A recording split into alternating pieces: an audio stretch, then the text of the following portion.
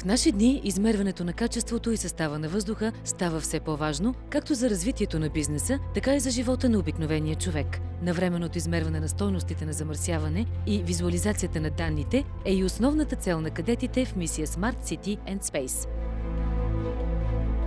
Мисията Smart City в Space Challenges 2016 има за цел да наблюдава замърсяването в големите градове и места, където индустриално доста се замърсява въздуха. Тяхната цел е изграждане на автономен прототип, който да успява да наблюдава определени параметри и тяхните нива.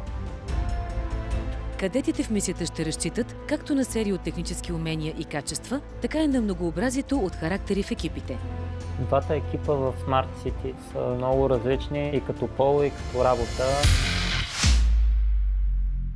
Първият екип, съставен от 3 момичета, е отбор Smart Village. Техен лидер и организатор е Ники. Мисията на отбора ни е да създадем устройство, което изследва състоянието на въздуха, водата и почвата в земеделските райони. По този начин ние осигуряваме данни за чистотата на продукцията, която се произвежда. Вторият екип в 4-членен състав е отбор Пингвините. Техен лидер е Калоян. Нашият проект се състои в това да създадем система, която може да наблюдава качеството на въздуха в София и да осведомява гражданите за съответните замърсители, които се съдържат в него. Това, което ние искаме да направим, е лесно достъпна платформа, която да дава ясна информация. Успешното завършване на нашата мисия ще даде възможност на хора, които са болни, примерно от астма, хора, които се интересуват повече от въздуха, който дишат, хора, за които това има значение при изборът на място за живеене, при изборът на място, къде да учат децата им, къде да ходят на детска градина. Нашият проект ще помогне на тези хора да могат да направят по-добър избор за себе си и за близките си. Още в първия ден, момичетата от отбор Smart Village пристъпват към разпределението на задачите. Всеки каза с какво би могъл да се занимава и по този начин си разпределихме задачите. Аз се занимавам с хардуер и embedded софтуер. Ролята ми в проекта, аз трябваше да правя визуализацията, платформата, с която в фреймворк, който се използва.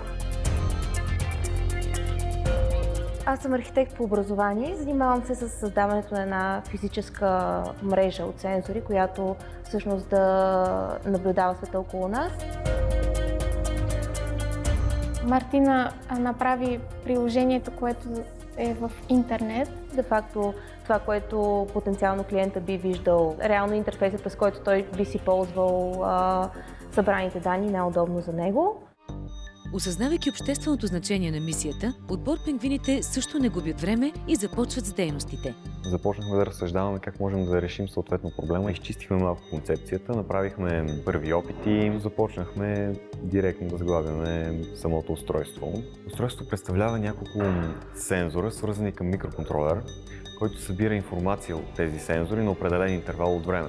След като събере информация от сензорите, той я изпраща на сървърът, който вече обработва информацията и я представя на хората. Моята роля е да направя сървъра, който съдържа информацията, която ние събираме.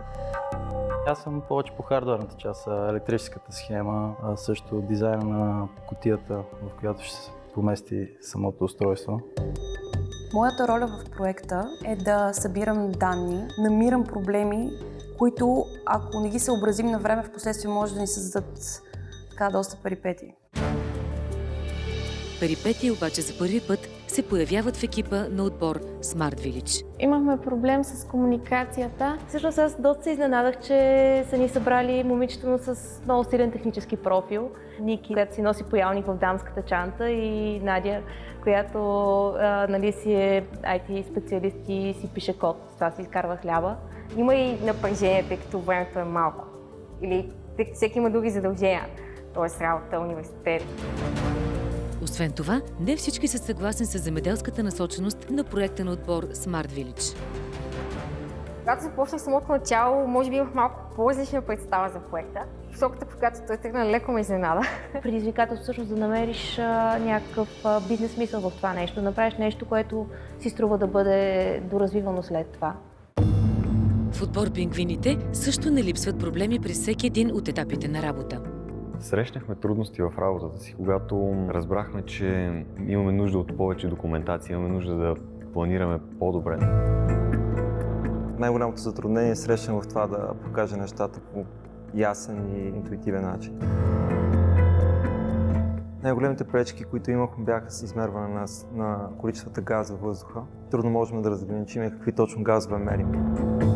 Пингвините успяха доста добре да се справят с цялостната архитектура на прототипа.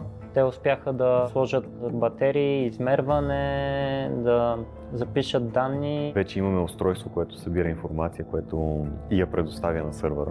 От прототипен вариант сме готови да го сложим на платка и да го поставим в кутията му. Кутия обаче все още няма. Все още нямаме кутия, защото имаме проблем с 3D принтера. Когато стане, ще можем да покажем завършено устройство. От друга страна, кутията за събиране на елементите на устройството на отбор Smart Village е напълно готова. Момичетата имат един козметичен проблем.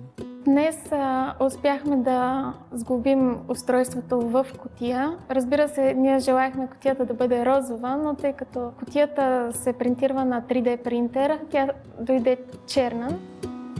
Имаше някаква мисъл за черното. Тя пак беше такава женска. Примерно на Елизабет Тейлор, че черното винаги е шик. Розова или черна, кутията е готова няколко дни преди крайния срок. Smart Villages до момента успяха да се движат по предвидения от тях план и да си изпълнят абсолютно всички цели, поставени в рамките на 6 седмици. Не само кутията на Smart Village е готова. Макар и с малко закъснение, пингвините също успяват да сглобят устройството си. На презентацията утре се надявам и двата отбора да донесат работещи прототипи, които да покажат. Също така се надявам, че са успели вече да направят поне едноседмични измервания с реални данни.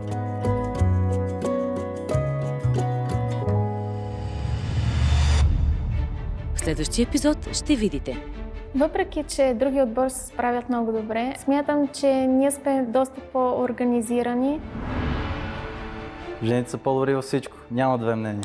Това не се дължи на факта, че сме само жени. Ние превъзхождаме други отбор. Аз имам усещането, че ние 3 души вършим същата работа, когато те я вършат 5. Смятам, че се справяме много по-добре. На презентацията ще победи по-добре.